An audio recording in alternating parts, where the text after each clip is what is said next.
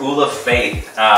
This is an interesting one for me. I say how interesting it is every single time because I've really got so much to do in this. And for me, I'm taking a little bit out of the whole religion part of it, and I'm going to go more towards, not the spirituality so much, but really the giving back and just a higher purpose in my life. And I think a lot of that's directed through Oola. The weirdest things have kind of happened to me to really represent that I'm on the right track. I'm going to go with my heart this year on everything. I've talked to you about this before. I'm turning 40. That gives me about a good 50 left at the most.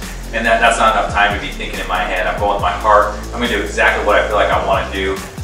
Be very, very spontaneous with my life and just go with the flow and what feels right and looks good for my company, my family, my fitness, all that stuff. So structuring this a little bit, I represent where I put my faith at a 5, and I want to move it to a 7. And how I'm going to do that is I'm going to explore different things with church and also just with reading, that type of thing.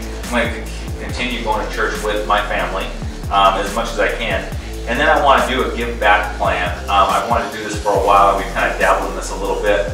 But every month I'm going to have a structured plan on this, that every month starting in March, I need to go every month, I need to do one thing, whether it's give close to charity or whether it's going down to the homeless shelter in the downtown area or any type of give back plan. And I want to involve the kids in that. I think that's going to be a cool thing for Oola family, kind of make it Oola fun and also do a lot of Oola faith with that. The biggest one for this year, I announced it last week on video, is Oola World.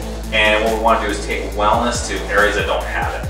So that's going to be my whole thing. My steps to that is to be setting up a nonprofit, decide on the cause that we're going to be taking care of, decide on funding options, how we're going to fund that thing, set up an .org, those types of things. So I have a whole map. You can see this online of how I'm going to create Oola World. And that's going to get more detailed as the year goes on. This path is fluid. The biggest thing is you end up where you want to. If you're a 5 and you want to be a 7, you end up at a 7 and you have your path put in place. The goals don't change, but that path can change. And sometimes you have to alter things happen in your life, but you got to stay true to where you want to go in life and make sure it's feeling good and feeling right. So that's Oola faith. Let's talk about Oola friends.